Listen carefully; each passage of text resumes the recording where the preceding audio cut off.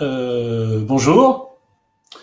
Donc effectivement, c'est perturbant, parce qu'on ne vous voit pas, par définition.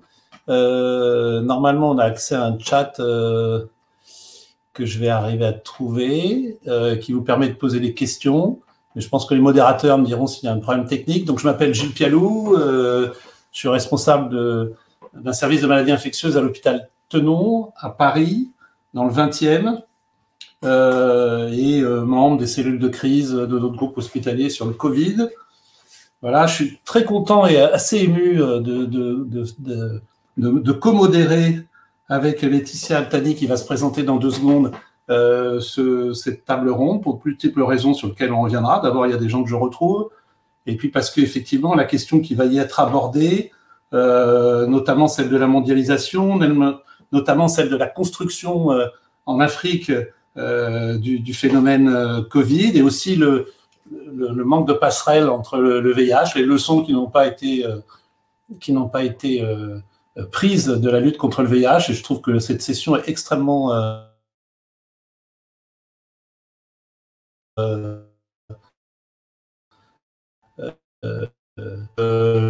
pense,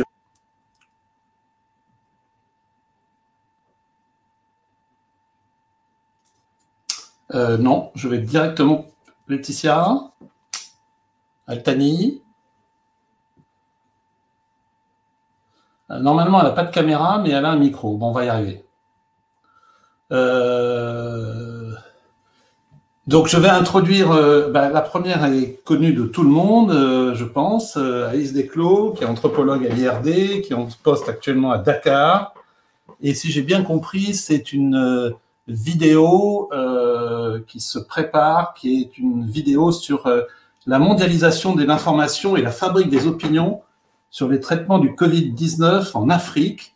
Donc évidemment, vous inquiétez pas, il sera probablement question aussi de l'hydroxychloroquine. Et je crois que cette vidéo dure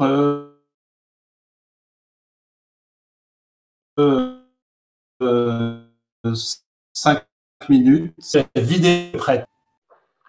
Bonjour, je suis Alice Desclos, je suis anthropologue à l'IRD et je travaille à Dakar, au CRCF. Et aujourd'hui, je vais vous parler de la mondialisation de l'information et la fabrique des opinions sur le traitement du Covid en Afrique. Alors, la quête mondiale du traitement du Covid a amené la chloroquine à avoir un certain succès sur plusieurs continents avec une forte adhésion populaire, notamment en Afrique, où les opinions lui sont quasi unanimement favorables. Un Sénégalais disait la chloroquine, c'est notre médicament africain contre le virus, contre le Covid. Pardon. Alors, je n'ai pas souvenance de tels propos pour les antirétroviraux, par exemple la triomune. Quand on entend parler d'appropriation, c'est plutôt à propos des médicaments néo-traditionnels. Et ceci m'amène à poser la question du lien avec la mondialisation de l'information. Alors, les technologies numériques ont amené la multiplication des médias et des réseaux sociaux. On observe une surabondance d'informations pour des publics africains très connectés, notamment sur Facebook et WhatsApp. Pour l'OMS, cette infodémie provoque une mésinformation ou une désinformation, notamment basée sur des infox. Et ça nous amène à nous poser la question globale, la mondialisation, provoque-t-elle une uniformisation ou bien des différenciations des opinions entre local et global, ce qui poursuit une réflexion des anthropologues qui s'intéressent à l'affirmation des différences et la construction des identités. Alors, ici, dans cette communication, on va se centrer sur la question, est-ce qu'on peut parler d'appropriation africaine autour de 2 traitements médicamenteux du Covid, que sont la chloroquine et le vaccin. Juste un rappel de ce qu'a été la pandémie et ce qu'elle est toujours. On est en phase de normalisation. Alors là, ça, c'est les chiffres de l'Afrique. L'Afrique de l'Ouest est en rose, l'Afrique du Centre, qui nous intéresse ici, est en rouge. Les facteurs protecteurs vis-à-vis de cette épidémie restent à préciser. Alors, ma revue de la littérature a donné très très peu de choses sur le sujet à aborder. Donc, je vais baser la communication surtout sur les premiers résultats du projet CORAF, qui s'intitule Circulation de l'information dans les médias, interprétation et effets sociaux, déployé sur 4 pays depuis mars, qui combine 4 types d'enquêtes et qui porte sur l'information vue d'en bas, c'est-à-dire dans des médiascapes, ce qui est un anglicisme pour parler du paysage composé par les médias traditionnels en ligne, les médias sociaux et les réseaux sociaux, et montre le fait qu'ils sont interconnectés et relaient souvent les mêmes informations. Nous avons commencé par observer 5 catégories d'articles dans les médias principaux sur les traitements, des articles internationaux, des communiqués des ministères et des agences de presse parfois réinterprétés, des articles qui font l'événement autour des médicaments, des articles de vulgarisation médicale et des AFOX. Alors, à propos de la chloroquine, le premier cas de Covid a été observé en Afrique de l'Ouest d'une centre le 28 février. Et 3 jours avant, le professeur Raoult, par l'IHU, avait diffusé sur YouTube une vidéo intitulée Fin de partie, où il mentionnait que le coronavirus est l'infection la plus facile à traiter grâce à la chloroquine. Information reprise dans les médias nationaux, avec des réactions pro-chloroquine sur les réseaux sociaux rapides, de même que la présence sur le marché informel. Alors le 11 mars, on a fait une petite étude dont les résultats ont été publiés dans The Conversation, qui a montré que la chloroquine était là, hors du cadre régulé, sur le marché informel à Dakar. Des stocks étaient constitués à Cotonou, avec des prix démultipliés à Ouaga, et un début de pénurie dans les pharmacies, notamment à Yaoundé. Alors cette chloroquine, elle est disponible en pleine expansion sous la forme de dérivés variés. En avril, l'Organisation mondiale des douanes signale la circulation de ces faux médicaments, et au Sénégal, des ruptures de stock en chloroquine dès le mois de mai. Elle est prescrite et consommée en automédication, en curatif et en préventif, et puis progressivement, les États la réservent aux hôpitaux, ce qui crée des restrictions dans les pharmacies. Alors, dans les médias, elle est traitée comme d'abord un médicament bien connu et sûr. Les quelques questions sur la toxicité de la chloroquine posées par des lecteurs au début disparaissent, et elle est présentée comme un médicament antipaludique, puisqu'elle a servi à la prévention ou au traitement de l'accès palustre simple jusqu'aux années 90. Puis ce protocole a été suspendu du fait des résistances et la chloroquine a été remplacée par les ACT. Et les adultes d'aujourd'hui sont des enfants qui ont été sous chloroquine. C'est devenu un remède populaire, qu'elle était déjà un médicament familier, usuel, peu cher, dont on garde la mémoire, longtemps utilisé en informel pour d'autres maux divers, et les circuits d'approvisionnement maintenus ont été réactivés pour le Covid. Dans les médias, elle était aussi présentée comme un peu comme un phytoremède africain, parce qu'elle est parfois souvent perçue comme un dérivé de la quinine. D'autres antipaludiques, comme le Nîmes et l'artémisia, ont vu leurs indications élargies au Covid. La chloroquine est donc présentée comme efficace parce que validée par l'expérience populaire et de longue date, comme le sont les traitements néo-traditionnels. Et puis bien sûr, il y a une validation médicale, après les présentations du professeur Raoult, qui sont fréquemment renouvelées. Des infectiologues initient le traitement, alors plutôt à base d'hydroxychloroquine ou en combinaison avec l'azithromycine, d'abord dans un usage compassionnel, et le succès obtenu est largement médiatisé, avec dans certains pays une reprise de la chloroquine comme protocole national.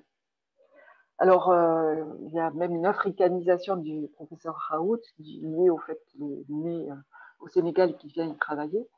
Et la chloroquine dans les médias est opposée au remdesivir, médicament dont le coût est exorbitant.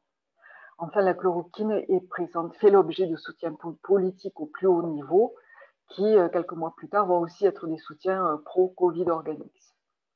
Elle est présentée comme un médicament produit par l'Afrique. Des chaînes de production nationales, qui sont des chaînes de conditionnement, surtout de conditionnement, sont réactivées face à la demande, mais ce projet est un échec du fait de l'absence de disponibilité de la matière première sur le marché international, ce qui est interprété par certains comme un complot contre l'Afrique de Sanofi et de l'OMS, comme les essais cliniques montrant les limites de la chloroquine seront interprétés comme un complot.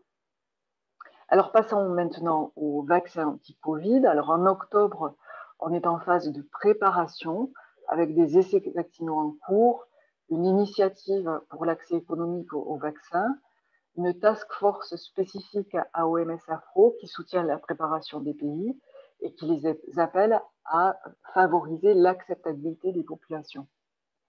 Alors, les vaccins dans les médiascapes, ils sont d'abord apparus sur les réseaux sociaux par des infox internationales.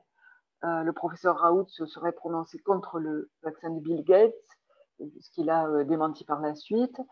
Diffusion de messages anti-vax, puis des infox au niveau de l'Afrique, décès d'enfants post-vaccin en Guinée, décès au Bénin, d'autres au Sénégal, et des infox de niveau national. Par exemple, au Sénégal, on voit des occidentaux injectant le virus dans un pseudo-vaccin ou ce qui est présenté comme des vaccins en stock à l'aéroport pour vacciner toute la population, quelle que soit sa volonté. Alors, il y a aussi l'affaire LCI, le 1er avril, des médecins qui s'expriment de manière non éthique sur la recherche médicale en Afrique, qui est suivie par une salle de pétition anti-essais vaccinaux, puis anti-vaccins, et des prises de position aussi politiques, anti-recherche non éthique et parfois anti-vaccins. Et enfin, des informations internationales sur le vaccin par des dépêches qui se multiplient, mais les informations traitent surtout de la course au vaccin, des essais cliniques et des firmes, dans un traitement de l'information scientifique de manière très événementielle et même un petit peu buzz. Alors, pour connaître les opinions, on a fait une enquête sur l'acceptabilité du vaccin en demandant à 212 personnes sur les 4 pays, si on vous proposait de vous vacciner, est-ce que vous accepteriez?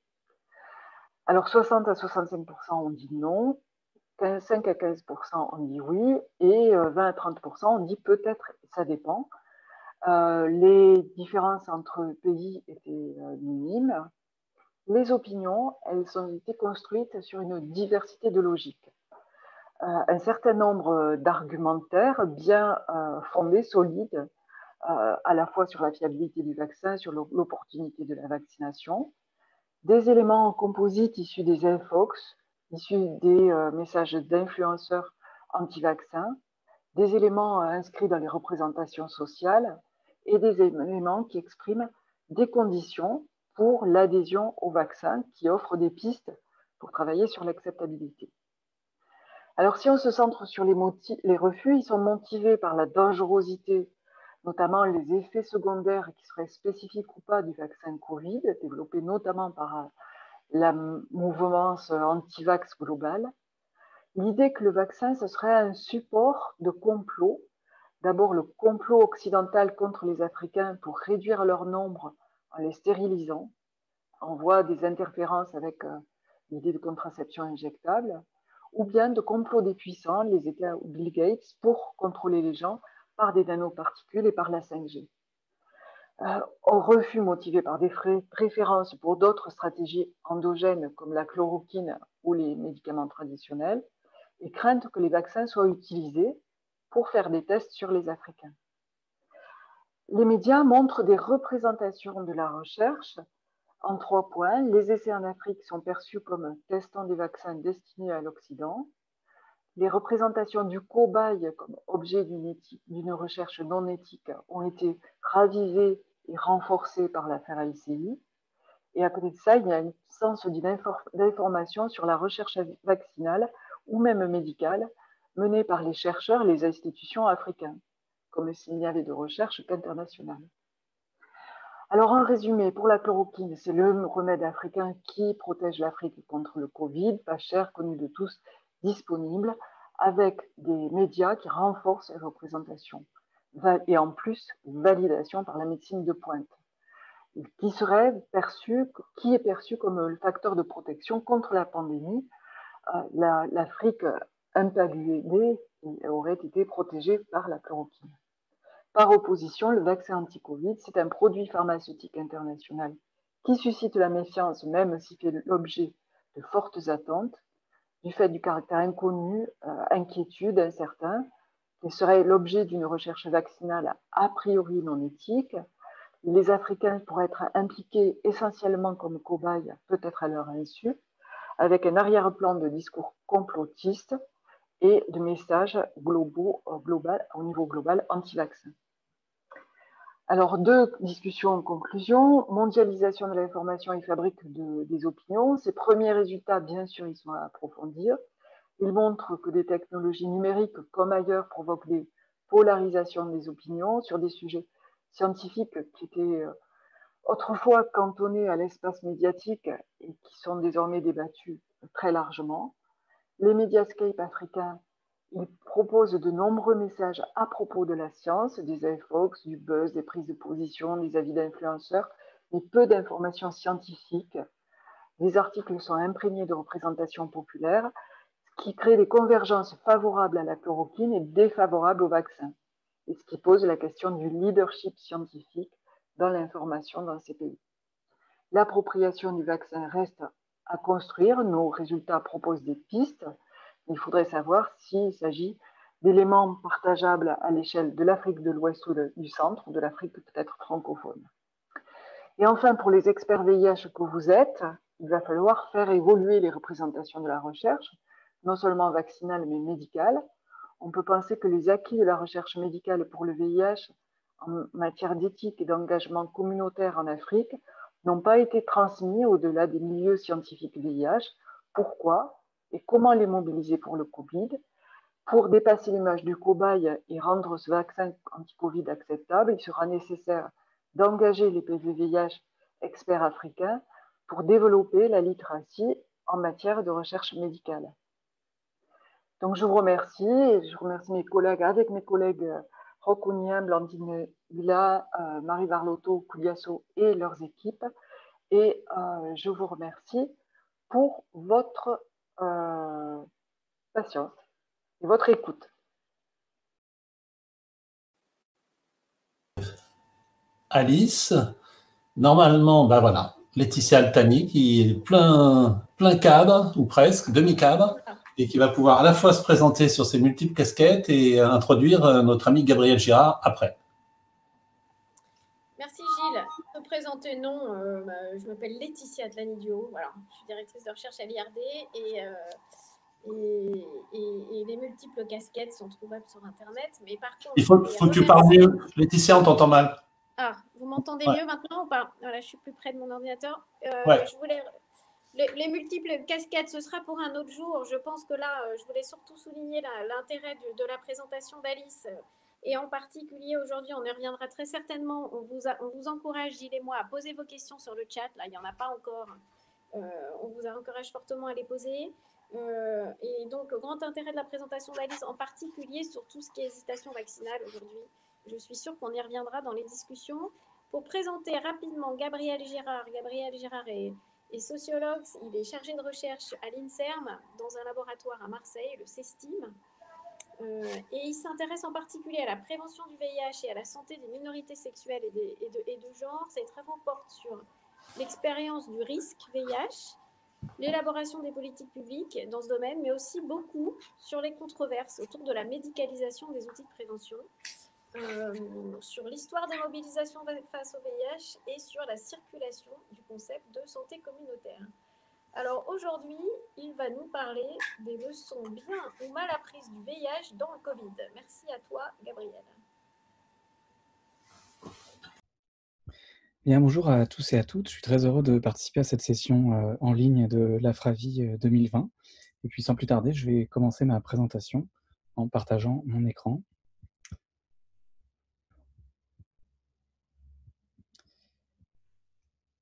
Alors voilà, on m'a demandé aujourd'hui de venir vous parler des leçons bien ou mal apprises de la lutte contre le VIH dans le contexte du Covid-19. j'ai aucun conflit d'intérêt à déclarer. Donc, j'ai peut-être, avant de commencer, vous expliquer d'où je parle, en fait, quel est mon point de vue, le point de vue dans lequel je m'exprime. Je suis sociologue de la santé, franco-canadien, et je mène depuis plusieurs années des travaux qualitatifs en sociologie sur les enjeux sociaux et politiques de la prévention du VIH. D'abord, j'ai travaillé autour des enjeux de prise de risque chez les hommes gays, de la question du barebacking, puis de la PrEP, et enfin, plus généralement, de la santé sexuelle et la santé communautaire. Puis par ailleurs, j'ai été engagé dans la lutte contre le sida au sein de l'association AIDE entre 2002 et 2012. Voilà un petit peu pour la présentation.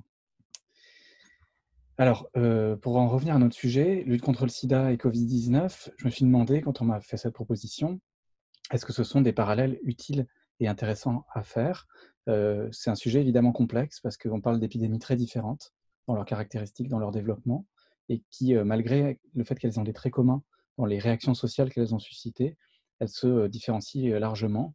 Et puis par ailleurs, j'ai constaté aussi ces derniers mois, et sans doute vous aussi, que le parallèle entre les deux épidémies a été beaucoup déjà discuté à travers des tribunes, des articles dans les journaux, des textes d'analyse, en particulier le texte de Charlotte Pézeril, qui est récent et qui est intéressant à ce titre. Il me semble que la mise en parallèle de ces deux épidémies a tendance à exacerber le débat sur l'exceptionnalité du VIH-Sida. En effet, à travers la mise en discussion de ces parallèles, la question se pose, est-ce que le VIH est une épidémie comparable à d'autres, et en particulier à celle qu'on vit actuellement? Pour tout un tas de raisons, elle se positionne comme exceptionnelle à l'échelle de l'histoire, et c'est intéressant de voir que ce n'est pas si évident de faire ce travail de mise en parallèle de ces deux épidémies. Et puis par ailleurs, autre question intéressante, quelles leçons utiles on peut tirer de cette expérience de la lutte contre le sida pour comprendre ce qui se passe actuellement et puis envisager la suite de la mobilisation contre le Covid-19. Premier point notable dans les différences entre ces deux épidémies, c'est la question de la temporalité. Pour le VIH, vous le savez bien, ça a pris plusieurs années pour que le virus soit identifié et considéré comme une pandémie. Donc on parle des premiers cas dès 1981, puis une découverte du virus en 1983, une identification. Mais on sait aujourd'hui que le VIH circulait sans doute depuis déjà plusieurs décennies à bas bruit avant d'émerger en fait, et d'être identifié comme tel. Là aussi, autre enjeu de temporalité différente, la mobilisation des autorités de santé pour le VIH a été très tardive dans la plupart des pays. Ça a pris souvent plusieurs années avant que les autorités de santé se mobilisent massivement pour organiser la réponse au VIH. Et puis on parle d'une épidémie concentrée, stigmatisée et stigmatisante sur le long terme, c'est-à-dire que le fait que l'épidémie touche particulièrement certains groupes vulnérables comme les homosexuels, les usagers de drogues injectables, les personnes migrantes, a contribué à en faire une maladie stigmatisante et qui le reste malheureusement encore aujourd'hui. À l'inverse, pour le Covid-19, on voit que c'est très vite devenu un problème de santé mondial, en quelques semaines tout au plus, de l'identification du Covid à la fin du mois de décembre, à sa reconnaissance par l'OMS comme un enjeu de pandémie au mois de janvier. Il s'est passé simplement quelques semaines, et dans les semaines qui ont suivi, le monde entier était mobilisé et en action pour réagir au Covid. La mobilisation dans ce cas des autorités de santé a été rapide et souvent assez radicale, malgré toutes les critiques qu'on peut porter sur l'impréparation des gouvernements face à cette épidémie, et qui est réelle sur un certain nombre de points autour des outils de protection, comme les masques. En quelques semaines, les États, les pouvoirs publics, les autorités ont réagi, ont mis en place des mesures, comme le confinement par exemple. Et puis enfin, c'est une maladie qui concerne et qui a concerné immédiatement l'ensemble de la population. On sait qu'il y a malgré tout des groupes plus vulnérables pour les formes graves du Covid-19, mais on se sent tous concernés, on s'est tous sentis concernés par cette épidémie, à la fois parce qu'on pouvait être atteint soi-même, même pour des formes mineures, et aussi parce que nos proches pouvaient être atteints, nos aînés pouvaient être atteints. Alors si on y va un peu plus maintenant sur les parallèles possibles et puis les points qui permettent de discuter d'une épidémie à l'autre, j'aimerais souligner un premier point qui est le fait que ces deux épidémies qui questionnent en profondeur le rapport à la science. Le VIH, on le sait bien, ça a comme jamais auparavant mis la parole des personnes concernées au centre de la discussion, à la fois sur les priorités médicales, sur les priorités scientifiques, mais aussi sur les priorités de santé publique. Le fait que les patients s'auto-organisent, que les personnes séroconcernées se regroupent, en association notamment, en collectif, en réseau, a énormément pesé sur la manière dont le VIH a été envisagé dans les différentes sphères médicales, scientifiques et de santé publique. Donc, et ça a contribué à créer un rapport de force avec les décideurs et les chercheurs qui a aussi permis un certain nombre d'avancées et surtout qui a permis que la parole des premiers concernés soit toujours prise en compte. Avec le Covid, l'enjeu est différent, même si la science est aussi très présente et elle a peut-être même jamais été autant discutée, pour le meilleur et pour le pire d'ailleurs, sur les réseaux sociaux notamment et dans la société en général, dans des espaces non experts. Là aussi, je ne vous apprends rien, je pense que vous avez tous constaté à travers les plateaux télé, les prises de position des uns et des autres, que ce soit dans la sphère publique ou dans la sphère privée. Les gens se sont appropriés les discussions, se sont positionnés sur ces discussions, souvent scientifiques et très techniques autour de l'épidémie. On peut évidemment regretter la circulation des fake news, les manipulations multiples, les théories du complot, et puis ce que l'OMS a appelé l'infodémie, qui fait partie de ce paysage global, mais aussi, évidemment, et ça c'est un parallèle avec le VIH, les espoirs qui ont été entretenus et qui continuent de l'être autour d'un médicament miracle ou de l'arrivée des vaccins, sans dire qu'il n'y aura pas de vaccin, mais évidemment qu'on ne peut pas promettre des choses qu'on n'est pas sûr de tenir. Et c'est vrai que dans cette épidémie, comme pour le VIH, il y a des gens qui souhaitent se faire attirer la lumière en promettant des choses qu'ils ne peuvent pas offrir. Voilà, alors les acquis de la lutte contre le VIH-Sida nous aident, il me semble, à envisager d'autres manières de soutenir ce qu'on peut considérer comme une aspiration à démocratiser la science et la médecine. Parce qu'à travers toutes ces discussions, toutes ces appropriations de la science dans les discussions privées ou publiques, il y a, il me semble, on peut constater une aspiration à discuter, à débattre de la science, des résultats de la science, des modélisations, des progrès possibles face à une épidémie. On pourrait imaginer, c'est des pistes très concrètes, mais de développer des courtiers en connaissances qui seraient, et qui existent déjà d'ailleurs au Québec ou dans d'autres contextes, qui sont des facilitateurs entre la science, les scientifiques et la population, qui permettent de traduire, de donner accès à des versions vulgarisées, parfois plus appropriables des résultats scientifiques. Et on a vu, dans le cas du Covid, que ça pouvait être très important de ce travail de pédagogie, finalement, autour de la science.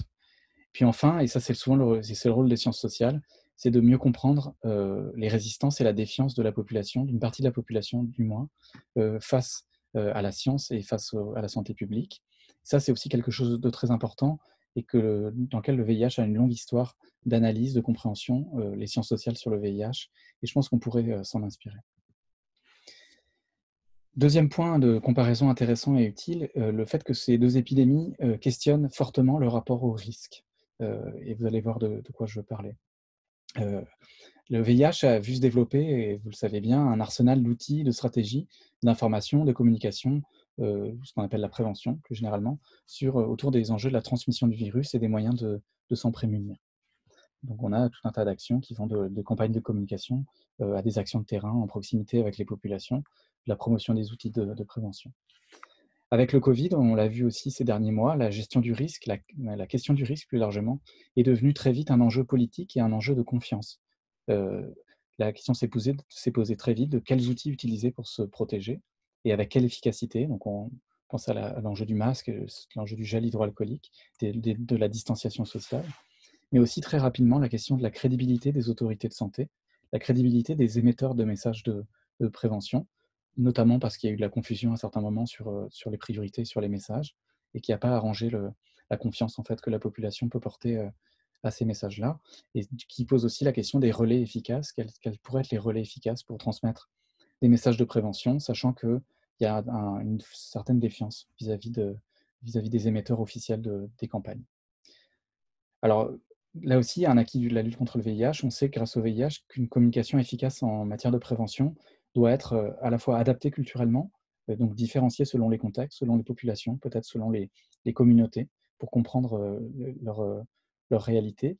Et donc, la prévention doit aussi, pour être efficace, prendre en compte les conditions de vie des personnes, la manière dont elles priorisent ou qu'elles hiérarchisent les risques. Peut-être que pour elles, le Covid n'est pas le principal risque, le risque économique est premier. Donc, dans ce cas, il faut aussi le comprendre pour ajuster le message et essayer de comprendre pourquoi les gens mettent ou non en œuvre des mesures de prévention. Et puis enfin, c'est aussi un acquis de la lutte contre le VIH. Il faut soutenir des stratégies qui permettent de vivre avec le virus. On n'est pas dans le cadre du risque zéro, on est plutôt dans une approche de réduction des risques. Et le Covid en est une bonne illustration. On va vivre avec le virus pour essayer de limiter le nombre de contaminations, tout en sachant qu'il y en aura, et, malheureusement, et qu'il faut faire avec. Alors peut-être pour terminer, revenir sur un enjeu qui il me semble être un des grands oubliés de la réponse au Covid-19, c'est la question de la démocratie sanitaire et donc de la participation de la population aux décisions de santé publique.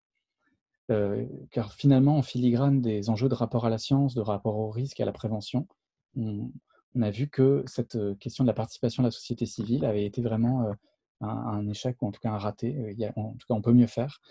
Alors, ça s'explique par différentes contraintes. La première, c'est le contexte d'urgence et de sidération qui a marqué les premières semaines et les premiers mois de la lutte contre le Covid-19. Où on peut aussi constater l'absence de voix des premiers concernés. À la différence du VIH, on n'a pas des malades, ou très peu, en tout cas marginalement, qui se sont organisés pour faire entendre leur voix, et c'est logique, ce n'est pas les mêmes pathologies, mais de fait, ça pèse aussi dans la capacité d'entendre les besoins de la population. Et puis, on peut imaginer qu'il y a d'autres causes structurelles qui restent à explorer pour comprendre pourquoi il y a un raté au niveau de la participation de la société civile. Et ça, je pense que c'est les études en sciences sociales et en sciences politiques dans les prochains mois, les prochaines années qui permettront de mieux saisir ce qui s'est passé ou ce qui ne s'est pas passé. Et pourtant, les exemples de bonnes pratiques ne manquent pas à ce niveau-là. Alors évidemment, la lutte contre le VIH-Sida, la santé communautaire plus largement, sont des exemples intéressants et utiles, constructifs de ce que peut être une participation sociale et communautaire aux décisions de santé publique. Je pense aussi au développement de la démocratie sanitaire en France depuis presque 20 ans, dans le sillage de la lutte contre le sida, mais qui a permis de faire émerger des structures, des collectifs, des espaces de discussion de contre-pouvoir, et qui ont malheureusement été mis de côté rapidement pour plein de raisons, et qu'il faudra explorer évidemment. Et puis enfin, la mobilisation et les mobilisations de ces dernières années contre les épidémies en Afrique francophone seraient et sont, je trouve, un bon exemple de bonne pratique sur ce qu'on peut faire pour associer la population à la gestion d'une épidémie émergente. Alors comment faire mieux? Il n'y a pas de recette miracle, mais il me semble qu'il faut inventer, développer, il faut le faire dans les prochaines semaines, les prochains mois, des espaces de débat et de collaboration, que ce soit au niveau national ou au niveau international. Et dans ce cadre-là, en France, le Ségur de la santé publique qui s'annonce pour l'hiver et le printemps pourrait être un excellent espace pour ouvrir ce dialogue et réfléchir à tout ça. Je vous remercie de votre attention et je suis prêt à prendre vos questions par la suite. Merci beaucoup. Timé hyper serré et hyper respecté. Alors, il y a plusieurs questions déjà qui apparaissent. Il y en a une à laquelle je peux répondre, ou Alice y répond, parce qu'il y a quelqu'un qui demande c'est quoi l'affaire LCI. Donc, je peux juste, je ne sais pas si Alice a le texte exact, mais je l'ai retrouvé. Donc, c'était le 2 avril. Il y avait, on ne va pas donner leur nom parce que ce n'est pas la peine de leur faire trop de publicité, mais c'est facile à retrouver. Il y avait un réanimateur et un chercheur de l'INSERM qui ont évoqué, je cite, suggéré plutôt, de réaliser des tests vaccins contre le coronavirus en Afrique où il n'y a pas de masque, pas de traitement et pas de réanimation. C'était déjà assez mal parti. Le journaliste a été assez passif et il y a eu une référence aux prostituées africaines. Je cite entre guillemets, on essaie des choses parce qu'on sait qu'elles sont vraiment explosées. Vous voyez que c'était extrêmement bas de niveau. Je ne sais pas si Alice veut s'exprimer là-dessus. Non, je dirais rien de plus sur les éléments initiaux que tout le monde a pu entendre. Mais par contre, je peux juste mentionner que des pétitions ont suivi très rapidement, des pétitions qui sont parfois parties de France d'ailleurs, et qu'il y a eu un glissement dans l'objet des pétitions de propos anti-recherche non éthique à du coup aussi propos anti-recherche et pétitions anti-recherche vaccinale et anti-vaccin.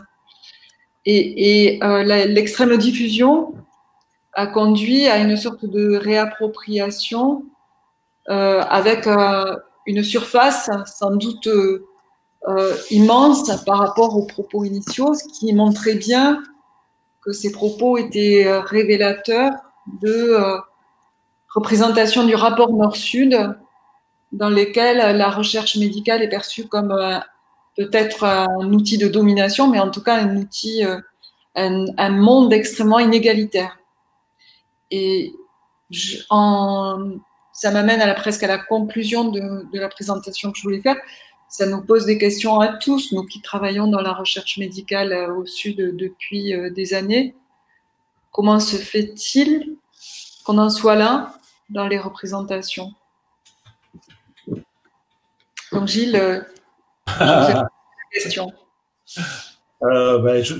J'ai appris, parce que comme je suis le seul à avoir des cheveux blancs, j'ai appris sur les études KVP qu'il y avait je veux dire, on peut mettre 30 ans pour faire en sorte que les adolescents de nos pays du Nord ne pensent pas qu'on attrape, je parle que des pays du Nord, hein, on attrape le VIH par les moustiques. Donc, on a appris que effectivement, il faut très peu de temps pour imprimer une fake news ou une distorsion de l'image publique et énormément de temps pour la remettre. Alors, excusez-moi, c'est mon interprétation de clinicien. Du VIH, et extrêmement de temps pour la remettre dans le... On pourrait citer plein d'exemples, que le vaccin contre l'hépatite B donnait le sida, on a mis 20 ans pour s'en débarrasser dans le personnel de soins. Donc je pense que c'est très compliqué et que là, on a eu une telle... Et ça a été très bien dit par Gabriel Girard, on a eu en fait l'histoire du VIH, mais compactée en quelques mois, avec une masse d'informations, 75 000 articles sur le PubMed, enfin, une masse d'informations. On n'avait pas du temps du VIH, les chaînes continues, etc., l'information continue, les réseaux sociaux, et ça va être très, très compliqué parce qu'on n'a pas accès non plus aux outils, notamment aux réseaux sociaux, pour corriger. Donc, je n'ai pas la réponse, mais j'ai juste une grosse inquiétude à partager avec vous. Gabriel, peut-être, non? Rien à ajouter là-dessus. S'il y a d'autres questions, je serais intéressé à laisser la parole peut-être aux participants. Pour l'autre, pour Alice, la méfiance des populations vis-à-vis des vaccins engendrés par les rumeurs, les infox, a-t-elle eu des répercussions sur le respect du calendrier vaccinal, notamment dans les PEV? Merci pour la question. Alors, on aurait besoin d'une session de 4 heures. Je vais parler d'autres résultats de cette étude. On constate une approche, alors que 70% des gens se disaient contre le vaccin Covid, ils étaient à peu près 60-70% à dire qu'ils étaient favorables et qu'ils avaient tout à fait confiance dans les vaccins du PEV. En gros, une sorte d'opposition entre les vaccins que reçoivent les enfants, qui sont des vaccins anciens, qui ont, entre guillemets, prouvé leur efficacité, et les nouveaux vaccins qui se trouvent être des vaccins sur lesquels il y a eu des controverses, comme le vaccin HPV pour prévenir le cancer du col de l'utérus, qui a fait l'objet de controverses en Afrique, et qui n'a pas le recul aussi qui rendrait visible la fiabilité selon le mode de représentation de la validation de l'efficacité et de la sécurité des traitements, qui est le mode, on va dire, populaire, local. C'est-à-dire, quelque chose d'ancien, c'est quelque chose qui a fait ses preuves, disons. Et donc, par opposition, un vaccin nouveau ne serait pas d'emblée fiable alors, évidemment, ça rajoute, compte tenu des débats internationaux, de l'actualité de la course au vaccin, beaucoup d'arguments qui vont encore impacter sur les perceptions des risques autour du vaccin Covid. Alors, juste pour relativiser, mais après je m'arrête parce qu'on n'a pas le temps, mais en France, je crois savoir que l'acceptation d'un vaccin aujourd'hui, ou en tout cas en octobre, elle aurait été de 50%. Donc, alors la France, le dernier parmi les pays européens en termes d'acceptabilité du vaccin, mais on voit aussi que, je veux juste dire, mon message n'est pas de dire que il faudrait que les gens acceptent à 100%. Il y a beaucoup de raisons pour lesquelles on peut refuser ou ne pas accepter d'emblée ces vaccins Covid, des rationnels, des marqués par les représentations, des marqués par les médias, mais pas seulement les fake news. Ça, c'est peut-être mon deuxième message. C'est pas que les fake news qui, dans les médias, forment les opinions, c'est peut-être davantage aussi l'absence d'informations scientifiques et enfin par d'autres éléments qui sont propres à des pays qu'on n'a pas le temps de développer ici. Si je peux me rajouter un mot en tant qu'ancien titulaire d'une carte de presse, c'est que je pense qu'il y a aussi une faillite internationale. Il n'y a plus de journalisme scientifique. Voilà, il y a eu un glissement du journalisme vers du journalisme polyvalent.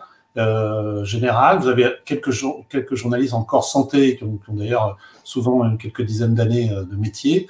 Et vous avez quasiment plus de journalistes scientifiques, encore moins au sud, et dans une surcroissance, dans une explosion de données scientifiques, contradictoires, etc. Et je crois que plus personne n'arrive à suivre. C'est très étonnant de voir que, par exemple, dans cette crise, en tout cas en France, de ce que je vois, mais à l'international, c'est pareil, comment finalement le travail de la base même du journalisme, qui est l'investigation, a complètement perdu. Je vais prendre un exemple, tiens, puisque vous parlez de l'hydroxychloroquine. Moi, j'essaye de ne pas polémiquer là-dessus, donc je ne réponds pas aux questions, je réponds à côté, mais il aurait suffi qu'un journaliste, au début, quand il y a eu la montée en puissance de l'hydroxychloroquine par Raoult, tape sur PubMed hydroxychloroquine Raoult, il sera aperçu que c'est une théorie qui est défendue par le responsable de l'IHU de Marseille depuis 1987, et que même 97, pardon. Donc, à un certain temps, il y a même eu une publication sur l'efficacité de l'hydroxychloroquine dans le VIH, dans l'hépatite C. Donc, c'est vraiment une vieille théorie qui est ressortie, qui a été ressortie pour le chikungunya. Et ça aurait modéré l'engouement qu'il y a eu par la presse. Je crois qu'il n'y a plus d'investigation. Enfin bon, je ne suis pas là pour intervenir, je suis là pour modérer. Il reste 5 minutes. Il y a 2 questions. Oui. Vas-y. Peut-être une question pour Alice et une question pour Gabriel. Une question pour Alice en particulier sur toute ta présentation sur l'hésitation vaccinale en Afrique. Et une question sur la comparaison avec les résultats des enquêtes qui sont faites sur le même sujet en Europe, en particulier en France, mais aussi en Angleterre. Les enquêtes qui ont été faites, là, qui sont faites régulièrement, montrent des grosses différences à 2 niveaux dans les résultats. Un, selon l'efficacité attendue ou pas des vaccins, et selon les effets secondaires ou pas. C'est-à-dire que dans les questionnaires, dans les entretiens, quand on pose la question aux gens, ils modulent leurs réponses selon l'efficacité à venir du vaccin et selon les effets secondaires, crainte ou pas du vaccin. Est-ce que tu as cette modulation-là dans tes enquêtes? L'autre chose qui est intéressante dans les enquêtes sur l'hésitation vaccinale en Europe et dont en France, c'est aussi qu'on voit qu'il y a des très fortes disparités régionales, y compris en France, entre les régions. Il faut que tu parles plus fort, Laetitia, ou que tu mettes des écouteurs. Laetitia, il faut que tu parles plus fort, ils n'entendent pas. Alors bon, je me rapproche de mon écran, vous m'entendez mieux. Est-ce que tu as des choses là-dessus, c'est-à-dire les disparités régionales, interpays, sur l'hésitation vaccinale, par exemple, comme on peut avoir dans les enquêtes françaises? Donc, deux questions pour Alice. J'en ai ensuite une question pour Gabriel, mais peut-être, Alice, je te laisse répondre d'abord et puis je poserai la question à Gabriel après. D'accord, merci. Alors, je vais reprendre le terme d'hésitation qui est bien connu des personnes qui travaillent sur les vaccins. En fait, dans nos données, il est justifié par le fait que les gens disent eux-mêmes, comme souvent les anthropologues le disent, il suffit de demander aux gens, souvent, certains aspects, ils disent, avec toutes les informations qu'on entend sur les réseaux sociaux et ailleurs, on ne sait plus quoi croire. C'est-à-dire que ça éclaire un peu le mécanisme de réception des fake news. Les fake news, c'est pas que les gens sont crédules et qu'ils y croient d'emblée, mais c'est que les messages sont brouillés, d'où ce terme hésitation. Alors, c'est un peu comme des bruits parasites, et il y a des pays, effectivement, où il y en a beaucoup. Par exemple, l'équipe de Marie Varlotto au Cameroun a fait état du fait qu'actuellement, il y a des campagnes de vaccination contre la polio. Or, vous savez qu'il y a eu une épidémie de polio vaccin induite. Et cette notion-là, commence à se diffuser dans la population, la souche vaccinale qui crée une nouvelle épidémie. Et du coup, il y a eu une communication internationale à ce sujet, d'abord sur l'éradication de la polio, virus sauvage, et puis quelques jours après sur l'épidémie vaccin induite. Évidemment, les effets se font sentir, en particulier dans un pays où les campagnes de vaccination sont en cours. De même que on peut penser que les pays qui lancent en ce moment des programmes de vaccins contre le HPV risquent d'avoir par contamination ou par bruit de fond encore plus d'hésitation par rapport au Covid, même si j'ai pas eu le temps de le développer, mais les arguments de défiance par rapport au vaccin anti-Covid, ils sont très très nombreux. Bon, j'ai évoqué la course au vaccin, mais dans les médias, c'est vraiment traité de manière buzz people, donc toute difficulté avec les essais est connue, et ça, bien sûr, ça n'entretient pas la confiance. Il y a une question pour Gabriel, donc de Vincent Doury. Une question pour Gabriel. Oui, et puis j'en aurai une deuxième aussi. Alors, vas-y Gilles, peut-être, et puis j'enchaînerai après. Et puis, la question pour Vincent Doury, c'est, alors il cite une lecture qui nous conseille de Paula Treschler sur le sida, une épidémie de signification que tu connais, et il te demande si un travail a été fait sur le fait que la circulation des fake news, on s'intéresse à la circulation des fake news, mais pas aux personnes, aux groupes qui en sont à l'initiative.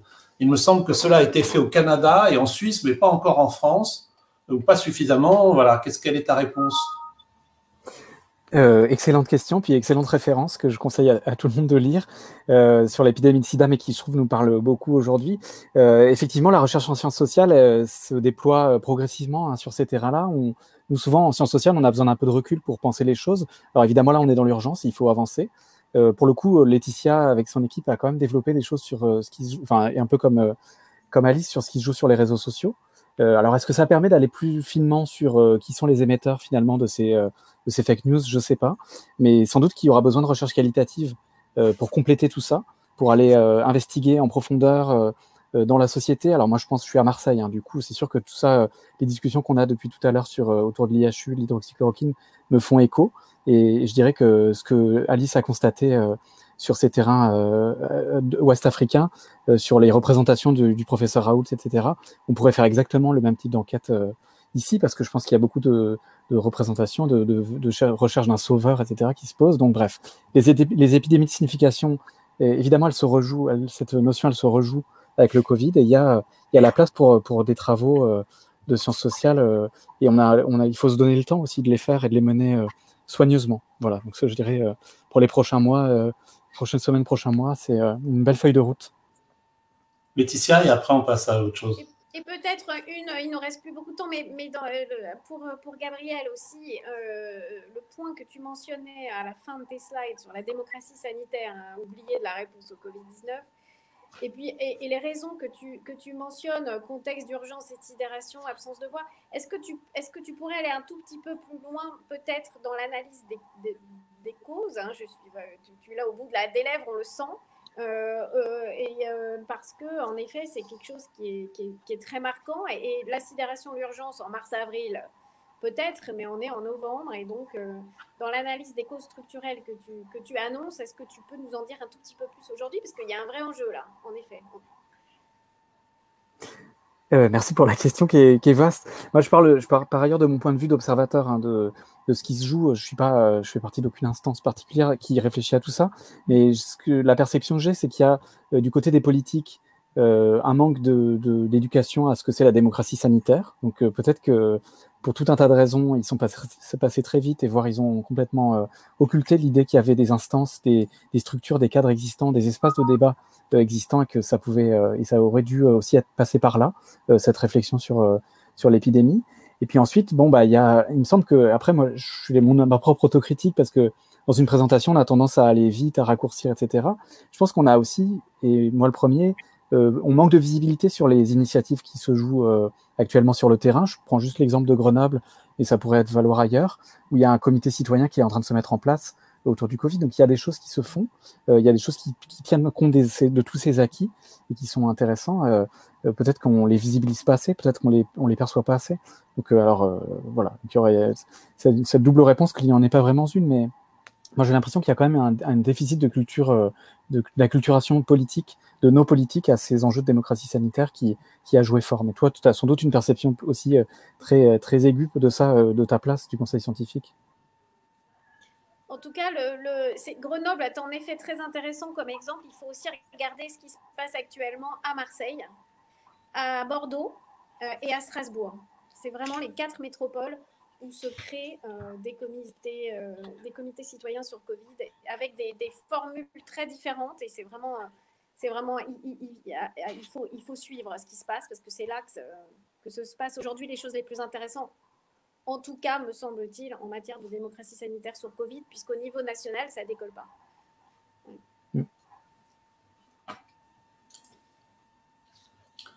Ok. On fait un petit tour par le conseil scientifique. Donc, on va revenir. Alors, c'est encore à moi. Il y a des questions qu'on n'a pas résolues, mais parce que, bon, voilà, peut-être si on a du temps à la fin, mais je vous l'ai dit, comme ça, vous aurez le temps de réfléchir. La question des vaccins est-elle différente pour les pays anglophones? Et il y avait une autre question qui était intéressante aussi sur le fait que pour quelles raisons les chefs d'État des pays du Sud, mais aussi du Nord, n'écoutent pas la majorité de leur communauté scientifique et associative. Ça, je pense que c'est une question pour Laetitia, mais bon, on va voir si on a du temps. On va voir si on a du temps après. Donc, la prochaine intervention, et je crois que la vidéo est prête, est de Marina Soukat. Je ne sais pas si je prononce bien son nom de famille, qui est infectiologue, normalement de Kiev, mais qui parle dans le cadre de l'EAX, c'est actuellement en poste à Saint-Antoine. Et c'est un sujet complètement d'actualité, on en a parlé aujourd'hui même en cellule de crise, sur la prévalence des infections à virus respiratoire en période épidémique de SARS-CoV-2. Comment une épidémie en chasse une autre. Merci à vous en tout cas.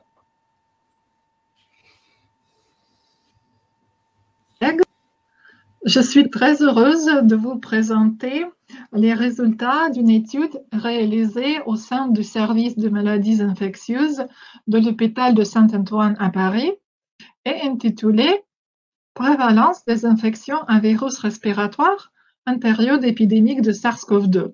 Comment une épidémie en chasse une autre ?»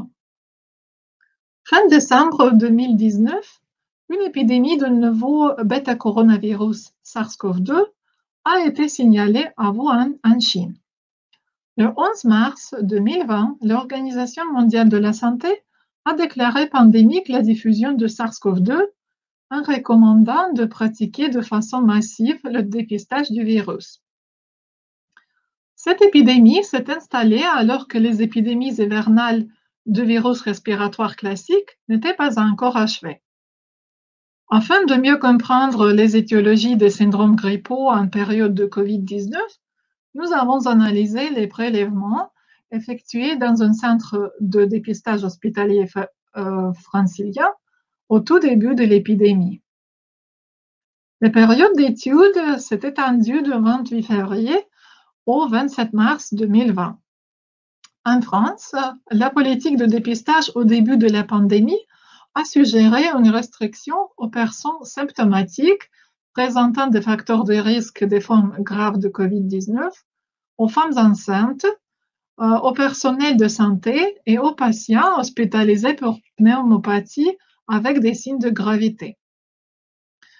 Tout patient consultant pour une recherche de SARS-CoV-2 par RT-PCR dans le cadre d'un syndrome grippal a bénéficié d'une PCR multiplex pour les autres pathogènes respiratoires. Les caractéristiques démographiques, cliniques et virologiques des consultants ont été analysées et les variables associées au prélèvement positif pour le SARS-CoV-2 ou pour les autres pathogènes ont été recherchées par régression logistique. Au total, 707 patients ont consulté pendant la période d'étude et 468 patients ont bénéficié de la recherche de SARS-CoV-2 et autres pathogènes respiratoires. L'âge médian était de 37 ans, avec 139 hommes, presque 30%. Caractéristiques démographiques et les facteurs de risque des patients dépistés sont présentés sur cette diapo. 76,1% des sujets étaient du personnel soignant. 25,4% présentaient des facteurs de risque de forme grave de COVID-19, tels que le diabète, le surpoids et l'obésité, définis comme l'indice de masse corporelle plus que 25, l'hypertension artérielle, les maladies pulmonaires chroniques, la grossesse, le VIH et l'immunodépression d'autres origines.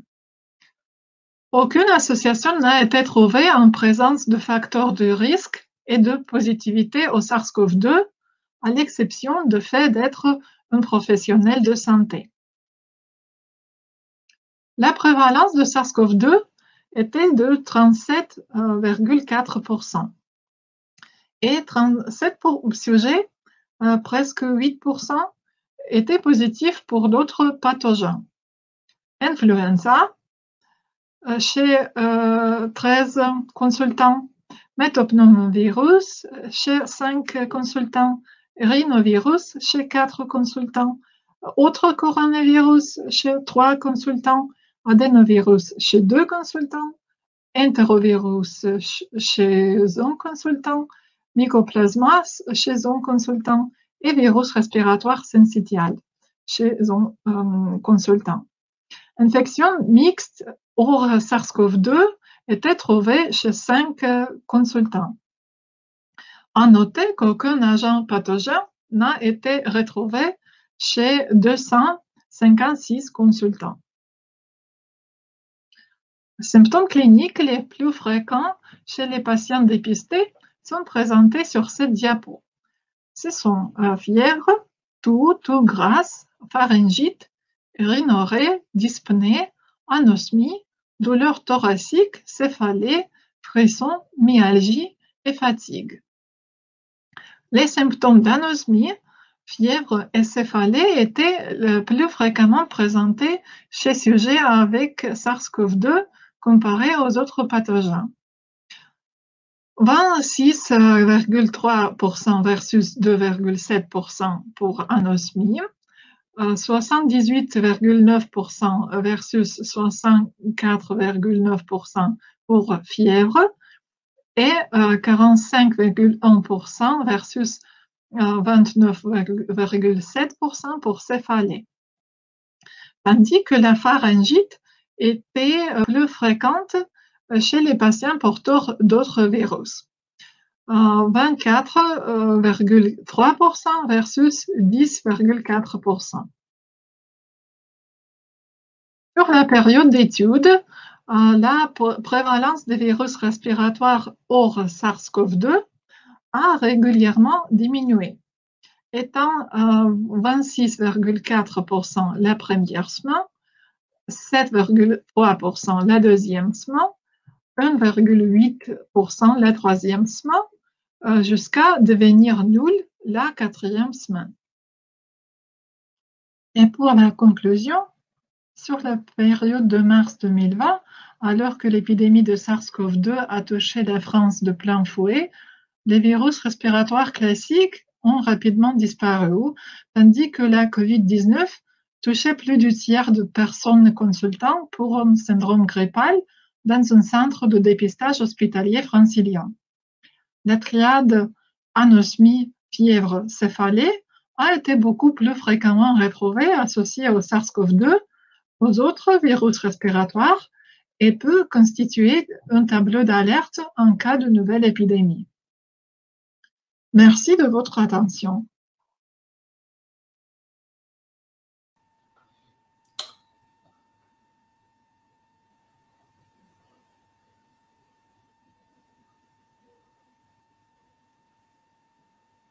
On attend Laetitia, Altani. Oui, je suis là. Bonjour. Ça charge. Non, mais je suis avec vous et donc je vais vous m'entendez? Oui. Peut-être on va. Est-ce que vous m'entendez là? On n'a pas volé le travail de Laetitia Altani, mais qui doit présenter Oui, je suis là. Oui. Voilà. Et donc je voudrais présenter rapidement la prochaine intervenante, qui est donc Poulma Wendine Rosita Laetitia Wadeba, qui préside l'Association pour la promotion du droit des jeunes au Burkina Faso. Et elle va en particulier nous présenter les résultats d'une enquête que l'association a menée à Ouagadougou, dans un arrondissement, l'arrondissement 6 de Ouagadougou, auprès de femmes et de jeunes filles vivant en situation de précarité, démunies face au VIH. Merci beaucoup, Poulma Wendine. On vous écoute.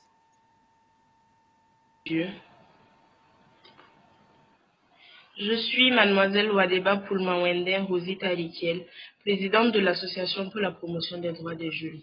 Je suis là aujourd'hui pour vous donner les résultats d'une étude que l'on a menée sur la crise sanitaire du Covid-19 au Burkina Faso, les femmes et les filles démunies de l'arrondissement 6 de Ouaga, laissées pour compte. Nos objectifs.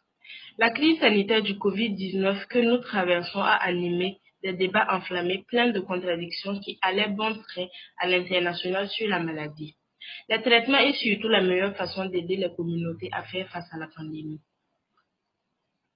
Pendant que les informations et les données sur le Covid-19 changeaient à tout moment, qui a gravement perturbé l'enseignement et l'emploi à travers le monde, le gouvernement du Burkina Faso a pris la douloureuse décision de fermer rapidement les établissements d'enseignement et les lieux de commerce afin de prévenir la propagation du virus.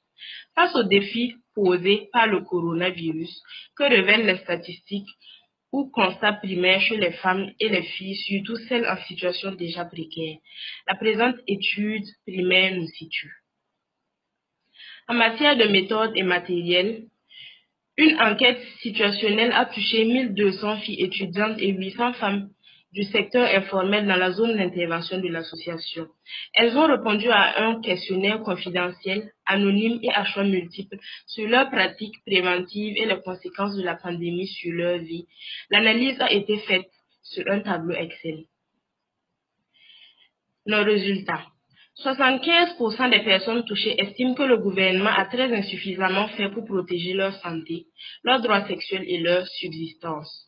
100% des femmes touchées disent qu'elles subissent les pires effets de la pandémie car leurs activités sont en arrêt et elles sont sans soutien des autorités et sans accompagnement en matière de produits de prévention.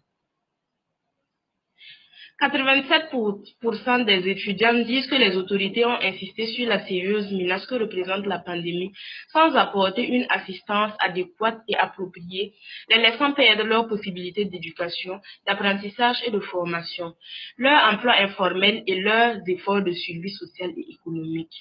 100% des femmes disent que les associations, malgré leur grande motivation et mobilisation, n'ont pas bénéficié d'appui de tout genre pour sensibiliser leurs pairs. En conclusion, les statistiques préliminaires révèlent que les filles et les femmes subissent fortement les pires effets de la pandémie. Pourtant, elles peuvent jouer un rôle démesuré en face du Covid-19, notamment en tant que soignantes de première ligne, aidantes à domicile et mobilisatrices dans leur communauté. Le gouvernement, le secteur privé et les dirigeants de la société civile doivent contribuer à une réponse et à un révèlement inclusif en matière, en appliquant une perspective de genre à tous les efforts du Covid-19. Nous devons tirer parti de l'expertise unique des filles et les femmes dans le passé et répondre à leurs besoins uniques dans la riposte de la pandémie et au-delà. Merci à tous. Et désolé, nous n'avons pas le matériel nécessaire pour cette vidéo, mais nous avons tenu quand même à la faire malgré tout pour pouvoir participer. Merci.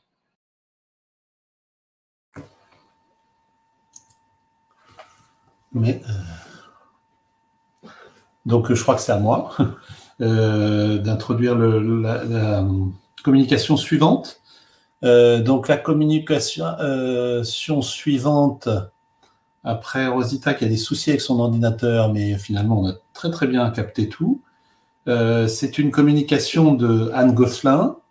Anne Gosselin qui est docteur en santé publique, qui a travaillé avec Alice Anne-Degré-Duloup, et qui est actuellement à l'Institut, je crois, des migrations, si j'ai bien suivi, comme postdoctorante.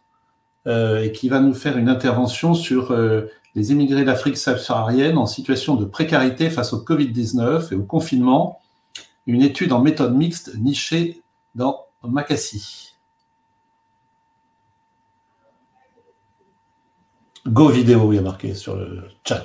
Je vais tout de suite partager mon écran. Voilà.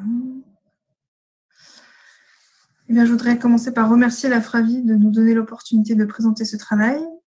qui porte sur les immigrés d'Afrique subsaharienne en situation de précarité face au Covid-19 et au confinement. Je voulais indiquer que c'est un travail collectif et notamment souligner la contribution de Céline Carillon qui a réalisé le volet qualitatif de cette étude. Alors, le contexte de l'étude, c'est celui d'une recherche interventionnelle qui était en cours en fait au moment du début de l'épidémie, donc une recherche qui s'appelle MACASI, qui vise à réduire les vulnérabilités sanitaires et sociales des immigrés d'Afrique subsaharienne et des Caraïbes, donc dans le but de réduire leur exposition au VIH. Et donc, c'est une intervention qui a lieu en Île-de-France, qui est menée avec des partenaires associatifs, donc ARCAT et Africavenir, et la recherche menée par 3 laboratoires. Et le design de recherche, en fait, c'est une intervention et puis un suivi à 3, 6 et 9 mois, donc suivi qui aura son importance pour la suite. Et d'emblée, c'est une recherche en méthode mixte, donc avec un volet quantitatif et un volet qualitatif. Et donc, en plein terrain survient l'épidémie. Et donc, au moment en fait, où le confinement se déclare, on avait des premières données en fait, qui montraient qu'il y avait une surmortalité des immigrés et des minorités au Covid-19. Depuis, les chiffres sont aussi sortis sur la France, donc avec l'enquête EPICOV, c'était en octobre, enquête qui montre qu'il y a une séroprévalence en fait 2 fois plus élevée observée chez les immigrés hors Europe par rapport aux non-immigrés. Et à ce moment-là, il y avait aussi des articles, notamment de presse, qui commençaient à sortir pour montrer que voilà, il y avait un renforcement des inégalités sociales pendant le confinement. Mais c'est vrai qu'au moment de lancer l'étude, donc en avril 2020, on n'avait pas de données en fait sur l'impact effectif du confinement et les points de vue des immigrés sur la situation. Et donc l'objectif de l'étude, il est simple, c'est de prendre la mesure et de comprendre l'impact du confinement et le vécu de la crise sanitaire par des immigrés d'Afrique subsaharienne qui sont touchés par la précarité, en s'appuyant sur un suivi existant. Donc, en termes de méthode, dans le cadre du protocole de suivi MACASI, on avait déjà en fait des recontacts prévus pour les suivis et les questionnaires ainsi que des entretiens. Et donc, on a pour l'enquête qualitative finalement recontacté 14 personnes et finalement 13 entretiens ont été conduits, donc par téléphone. Et pour l'enquête quantitative, de la même manière, on a basculé tout le suivi, les questionnaires de suivi par téléphone.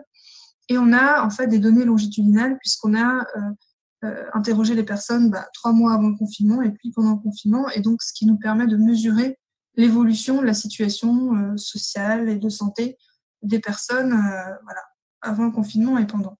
Et on a ajouté un questionnaire spécifique sur le Covid au moment de ces rappels. Et donc, on a procédé à un travail d'intégration de ces données quanti et quali, et donc c'est les résultats que je vais vous présenter maintenant. Donc, en termes de population enquêtée, donc on est sur le volet quantitatif à 100 personnes et je vous ai listé les caractéristiques sociodémographiques principales. Donc 79% sont des hommes, tous sont d'Afrique subsaharienne, pour moitié d'Afrique de l'Ouest, 43% sont venus pour fuir des menaces et 68% n'ont aucun titre de séjour ni récépissé. Donc en fait, on a une population qui est très précaire, notamment en termes d'accès aux droits, mais qui est aussi assez diverse. Là, je vous ai mis un petit graphique pour vous montrer en fait que on a une assez grande diversité en termes de nombre d'années passées en France. On a à la fois des personnes qui viennent d'arriver, donc un quart qui sont arrivées en France dans l'année, mais on a aussi, par exemple, 34% de personnes qui sont arrivées depuis 3 à 6 ans en France, et donc des personnes qui sont là depuis longtemps, mais qui, pour X raisons, sont restées dans ces situations de précarité. Et en fait, ce que ça veut dire, c'est qu'on a une population qui est vraiment aux interstices des dispositifs d'aide existants et qui ne se retrouvent pas non plus dans les grands projets de recherche qui ont été lancés au moment du confinement pour justement mesurer ces inégalités sociales et ces expositions.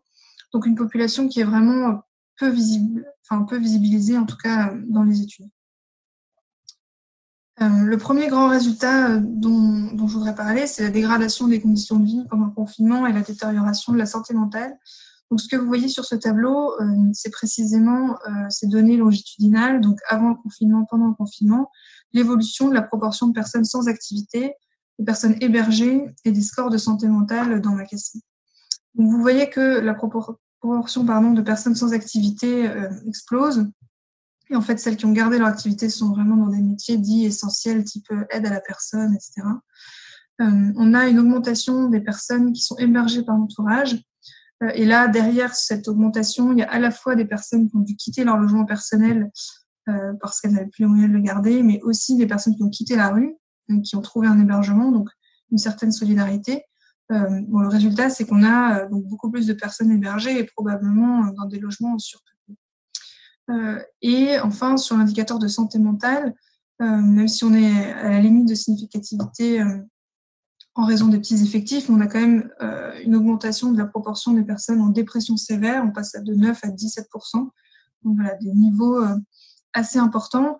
Et quelques éléments d'explication qui viennent de l'enquête qualitative, qui peuvent expliquer cette dégradation à la fois des conditions de vie et de la santé mentale.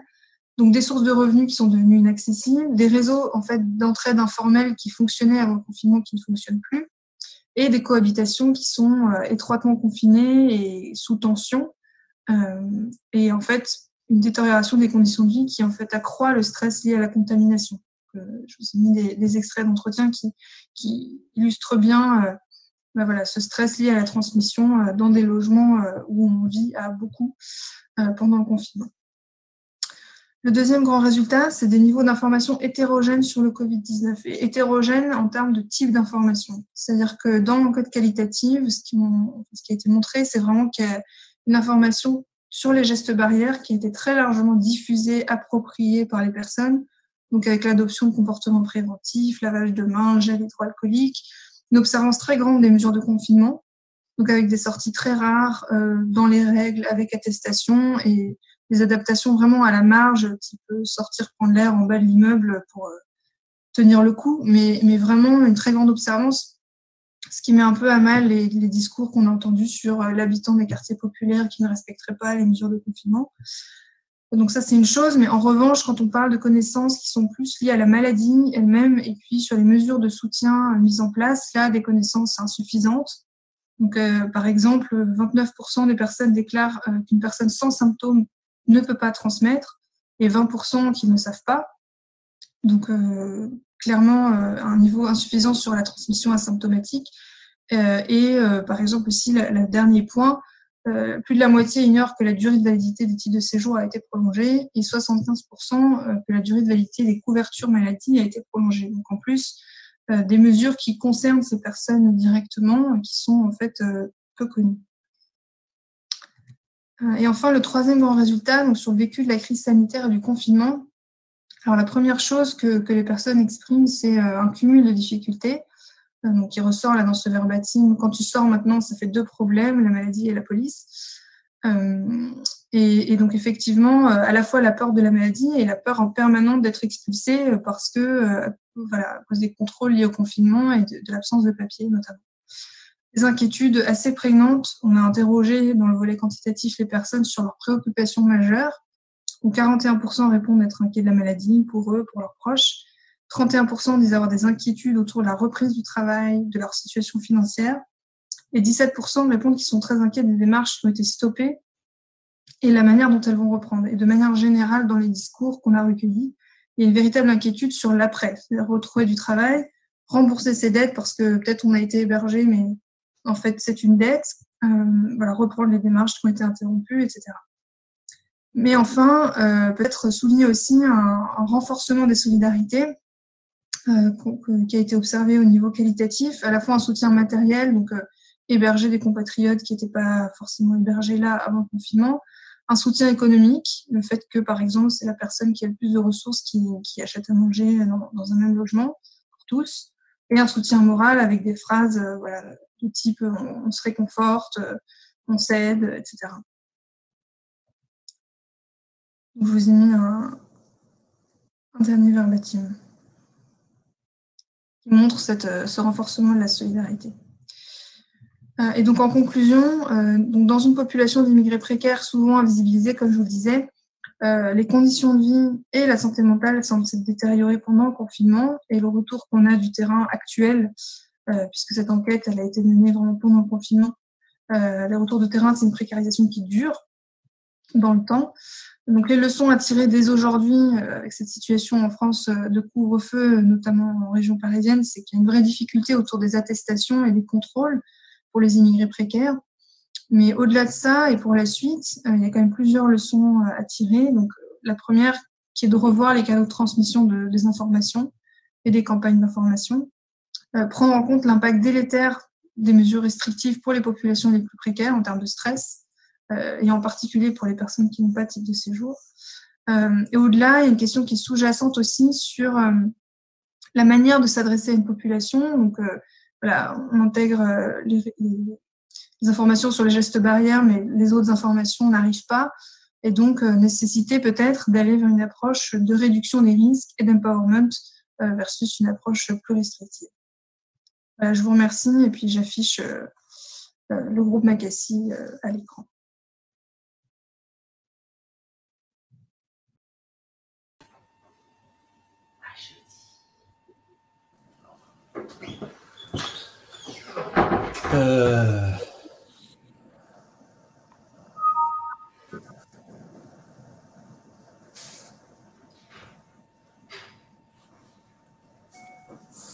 On attend que tout le monde se connecte.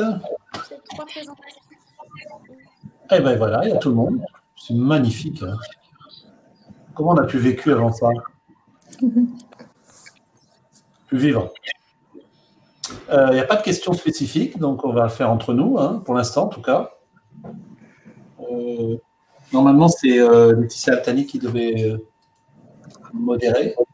Et je ne sais pas si tu as les questions, Laetitia Altani. Tu as les questions? Il y en a pas.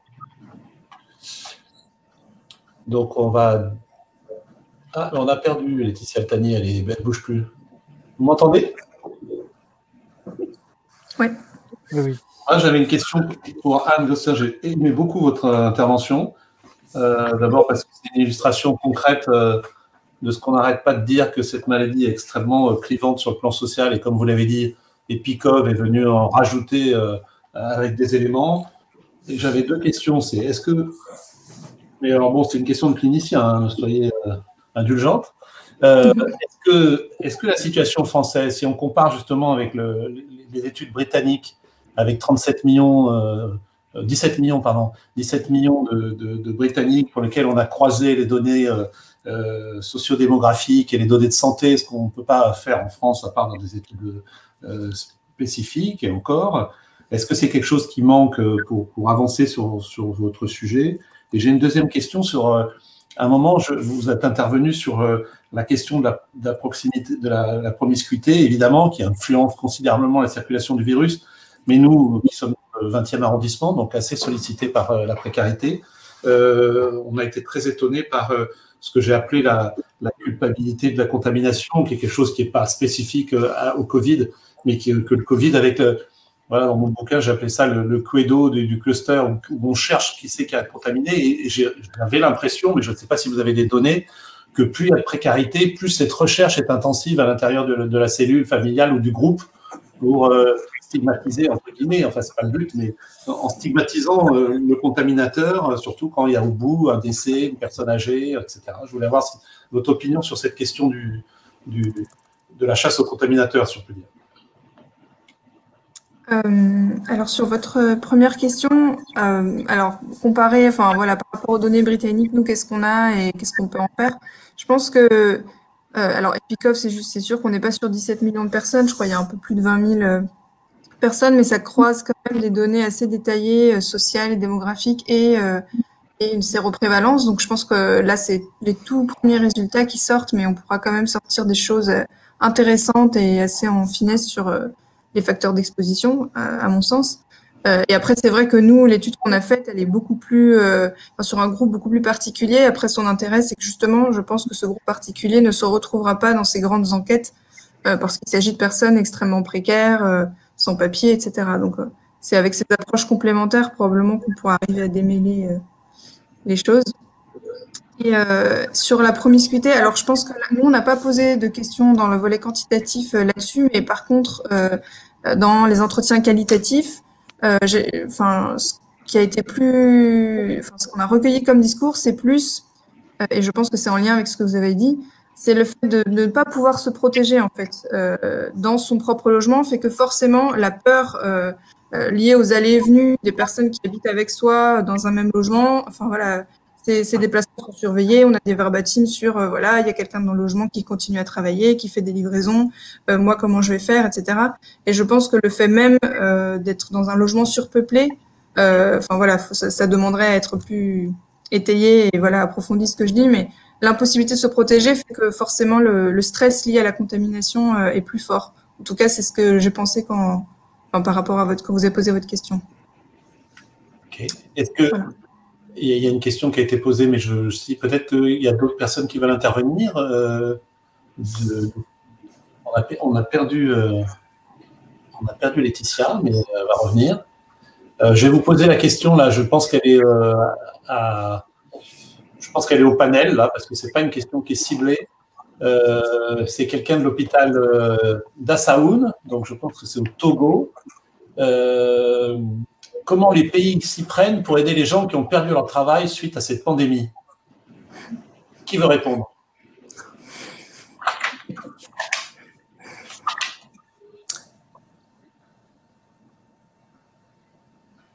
Vous voulez que je réponde? Enfin, du point de vue de Makassi, en fait, comme on est sur des immigrés très précaires, on n'est pas dans un schéma très habituel je sais pas, de temps partiel, enfin, de chômage partiel ou etc. On est vraiment sur des personnes qui déjà avant l'épidémie étaient dans l'informel, avaient des boulots, des petits jobs à la journée. Et donc, le confinement, c'est l'arrêt total, quasiment de toutes les activités pour cette personne. Et voilà, le post-confinement, c'est aller à la course au boulot, quoi. Mais donc, c'est peut-être pas représentatif de ce qui se passe en France de manière générale. Pour répondre, Laetitia Altani, qui est au conseil scientifique, répondrait mieux que moi, mais en gros, il y a tout un tas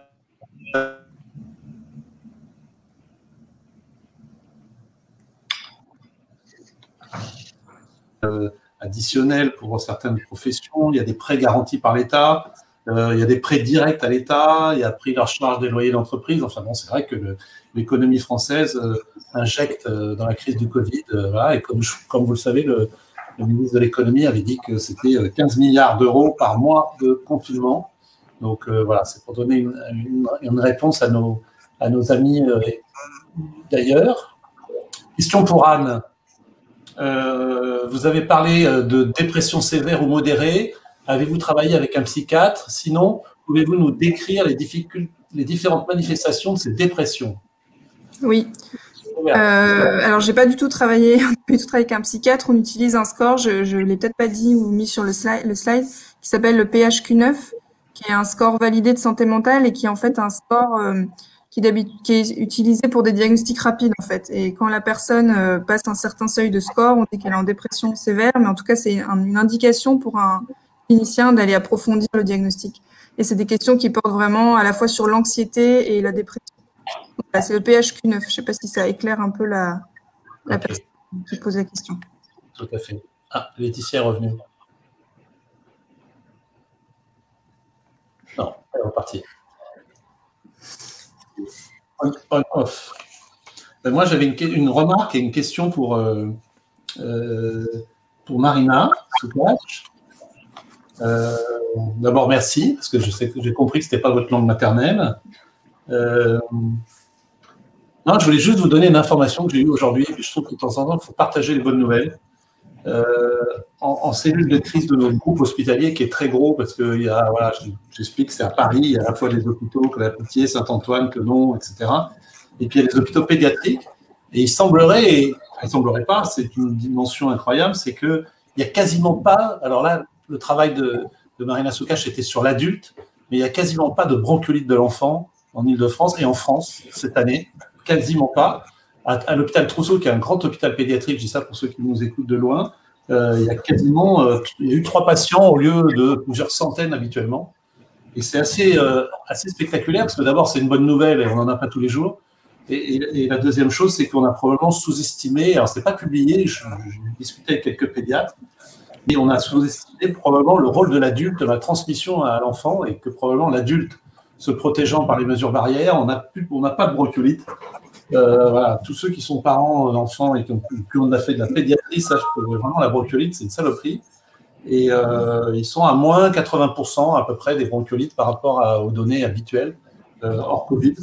Donc voilà, je voulais partager avec ça. Est-ce que Marina, ça rejoint un peu ce que vous avez dit? C'est-à-dire que ce Covid chasse les autres, enfin ce Covid et tout ce qui tourne autour en termes de prévention chasse les autres infections respiratoires, dont les infections de l'enfant.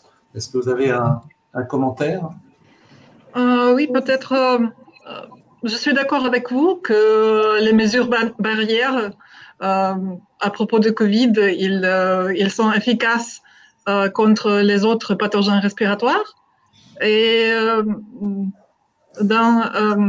en période de l'épidémie, oui, je suis presque sûre que les autres pathogènes sera très rare. Mais quand même, en cas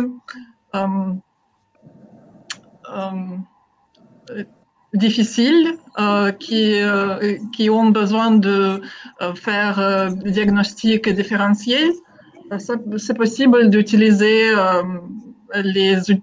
les méthodes comme PCR multiplex, de faire diagnostic différentiel avec les autres virus respiratoires. Laetitia, puisque vous êtes revenue ou tu es revenue, des questions? Oui, alors désolée, la connexion Wi-Fi est terrible, donc bon. Oui. J'étais là la plupart du temps, donc tout va bien. Peut-être une question pour Anne Gosselin, parce que ce type d'enquête-là est...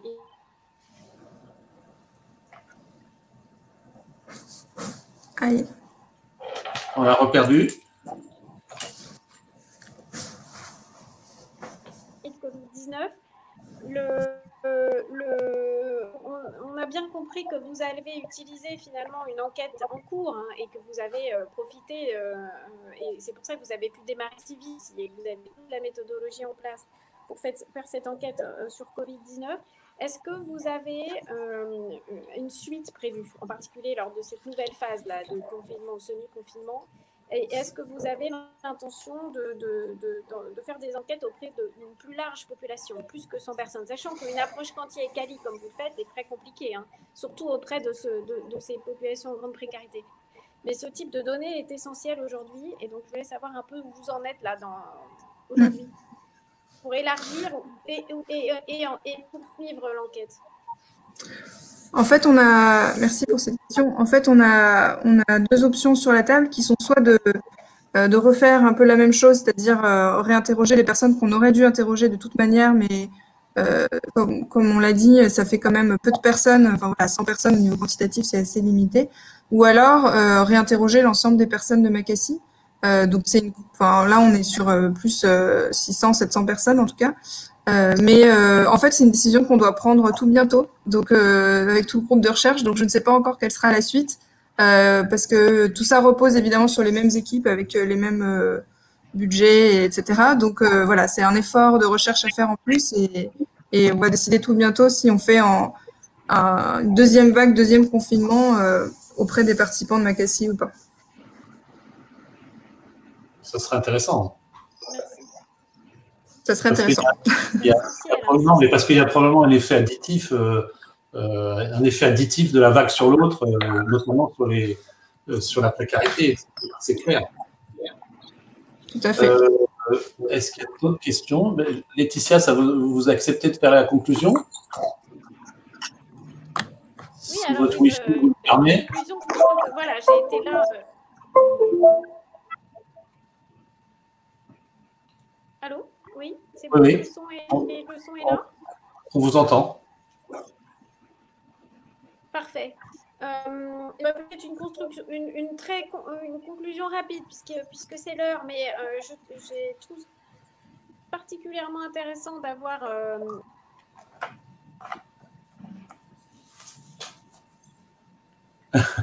On ne saura pas ce qu'on a trouvé intéressant.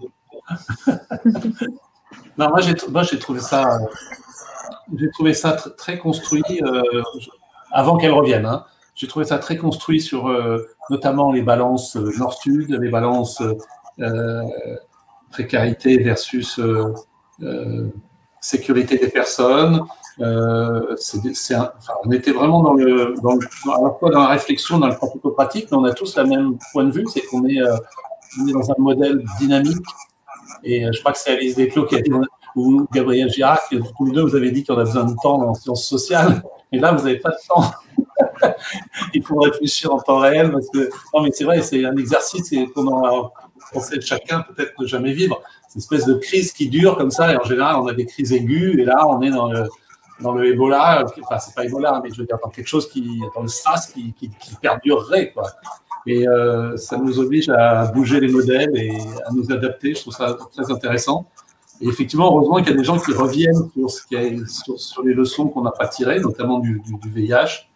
Et bon, moi, ça m'a vraiment… À la fois, j'ai pensé sortir du Covid avec Afravi, mais à la fois, j'ai suis retourné, mais avec vraiment une vision complètement différente. Laetitia, on vous écoute si vous êtes revenu. Oui, alors c'est un enfer. Hein. Je vais aller vite avant d'être coupée. Je disais que c'était particulièrement intéressant tu viens de le dire, Gilles, de voir comment, en fait, certains d'entre vous qui viennent des études sur le VIH arrivent à montrer justement les échos de l'épidémie de VIH aujourd'hui en temps de Covid-19 et à dépasser aussi complètement ce qui a pu être dit sur le VIH. Je pense en particulier aux travaux d'Alice, de Gabriel et de Alain, et vous avez beaucoup travaillé sur le VIH.